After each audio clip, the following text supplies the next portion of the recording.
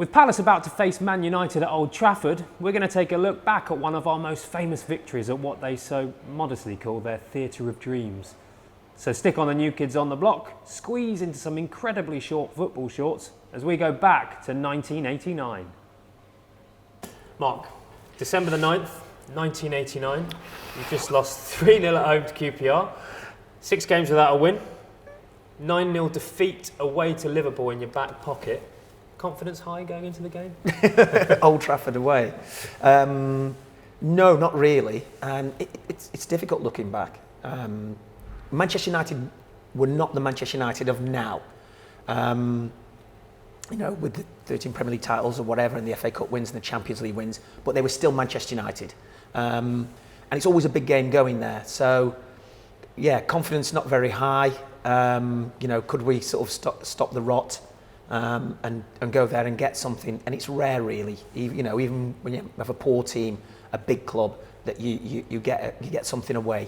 So I can remember scrambling the goals, and I can remember coming back on the coach, and everyone was on such a high because obviously going there and winning, and beating Manchester United, the manager's old team. And he used to get a great reception on the coach going in. Fans used to clap and coming off the coach, and when he walked, to the halfway line, etc. So, yeah, it was. It's not many times you go to Old Trafford and win. Yeah. Can you remember your goals in that game at all?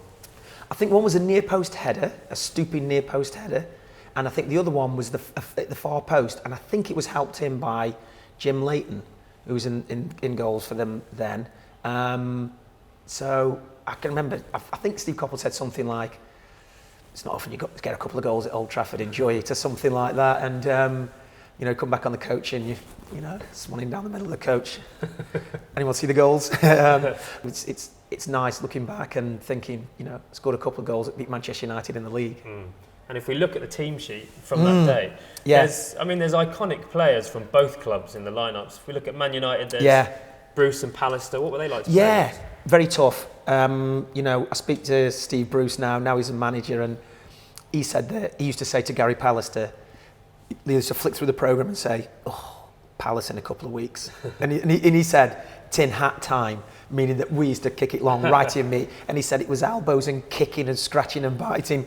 And you think that, Jim Leighton was a signing, Steve Bruce and Gary Pallister formed the bedrock really of the beginning of Sir Alex Ferguson's, grand reign. Lee Martin, don't want to mention his name, scored the winning goal in the cup final. Yeah. Beardsmore, Lee Sharp, he was there at the start as well. Paul Ince, who obviously went on to captain England. Mike Phelan, who became Sir Alex Ferguson's coach. Brian McClare was an exceptional centre forward. He was a really good player. And Danny Wallace, who was one of Fergie's signings as well. So they were, it was the start. That team obviously went on to play in the FA Cup final, and with a couple of changes, a couple of tinkers, it was the team that started the dynasty for Sir Alex Ferguson. And if we look at Palace, Nigel Martin had just signed at that point, first £1 million goalkeeper. Yeah. At training when he turned up, was it like, wow, this is a... Yeah, he had a tash. Nigel Martin was doing Movember back then in 86 or 87, what was it, 89. John Pemberton, flying fullback, and the man who started the run at in the second half in the FA Cup semi-final against Liverpool, crossed it and it ended up in the back of the net. Mark Dennis. Yeah, Mark Dennis. One of those not what you would consider a Crystal Palace signing. I'd totally forgotten that he'd played for us. Yeah, he had such quality. He had great quality. He prided himself on curling the ball into you, passing the ball into you. Loved to get forward. Lovely left foot. Funny guy. Apparently he was called Psycho before Stuart Pearce was called Psycho. He was. Yeah. He had a few issues, but a really good teammate. Andy Gray, as we know, he speaks for himself. He's part of the bedrock. And we had 3 centre-backs playing that day. Jeff Hopkin, Gary O'Reilly and Andy Thorne. And I put Andy Thorne in I think, my favourite ever team when I said that he was... he wasn't physically strong, wasn't quick, wasn't tall, and not a great header of the ball. Now, for a centre-back, you think all the things that you need, but he was an exceptional player at organising. And we played the offside trap in those days, and he used to step up all the time, get the fullbacks tucked in. Great to play with, good teammate, good quality on the ball as well. He used to take all the free kicks. Jeff Thomas, the skipper, you know, no one works harder in the team than him. He set the tempo for the team, you know, and it was rare he wasn't at it.